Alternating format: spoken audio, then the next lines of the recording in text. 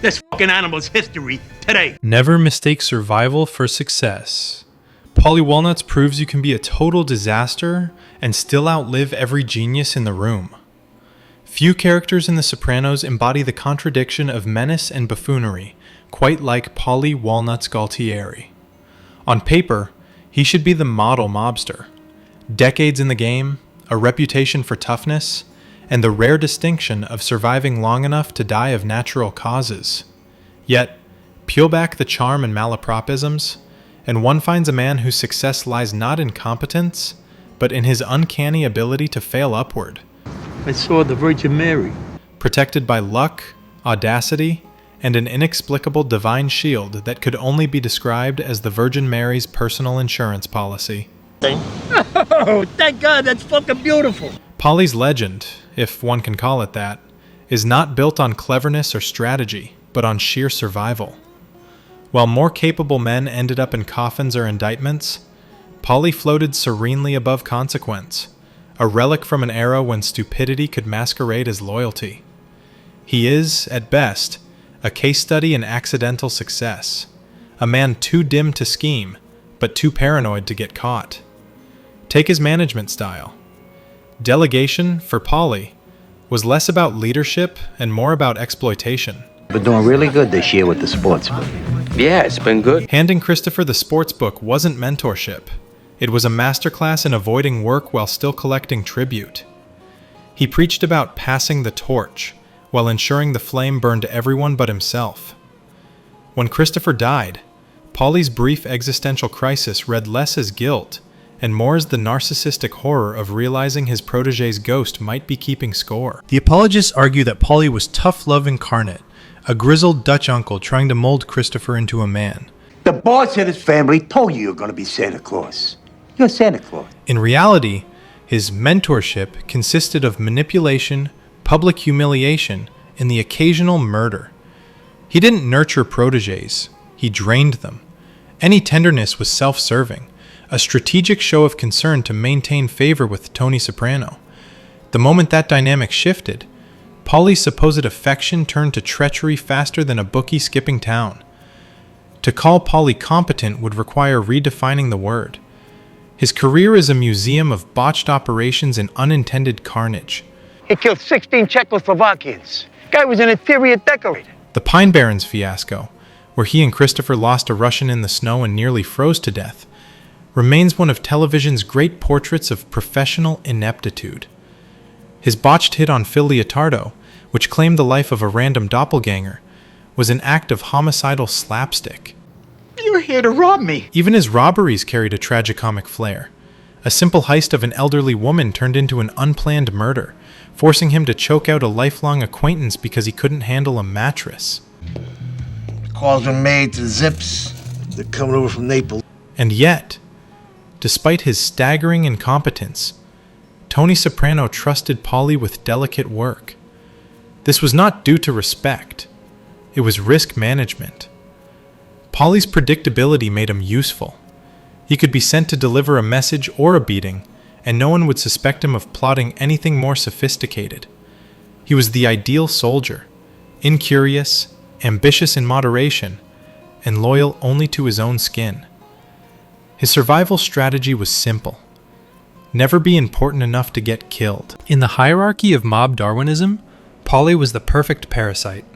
He fed on the labor of others, blamed subordinates for his mistakes, and publicly aligned himself with whoever was least likely to die next.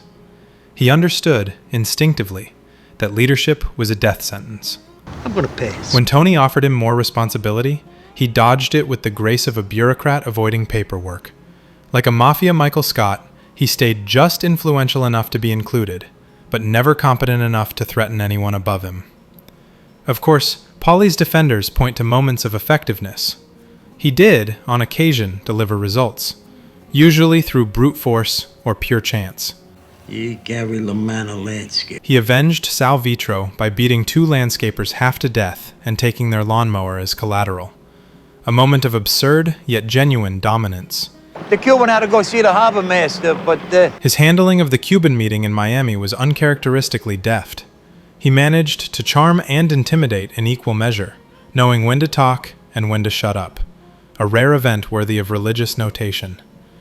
He even turned a church festival into a modest payday by circumventing the priest's inflated fee, though his profits evaporated faster than his hairline once Tony took his cut. Financial acumen, of course, was not Paulie's strong suit.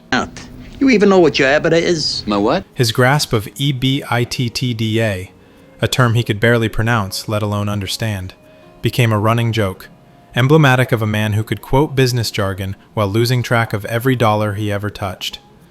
He was an earner, yes, but only in the same way a raccoon is a forager, persistent, opportunistic, and utterly incapable of long-term planning. For all his bluster, Paulie was socially inept, a relic of an older, dumber breed of gangster who believed etiquette ended with the word capiche.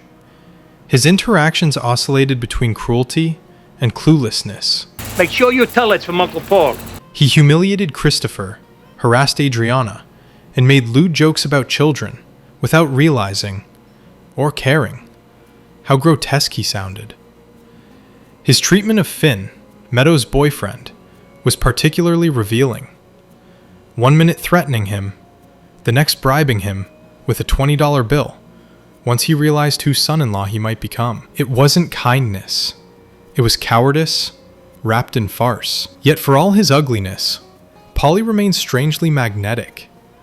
His manic paranoia, his bizarre superstitions, and his theatrical rants made him one of the show's great comic figures. He could pivot from murder to monologue without missing a beat.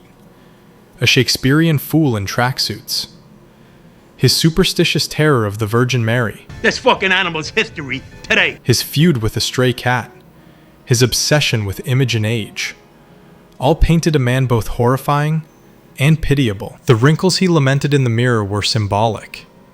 The decay of a man who confused longevity with victory. The fucking Chinese fire drill over there. By the final seasons, Paulie had become a caricature of himself.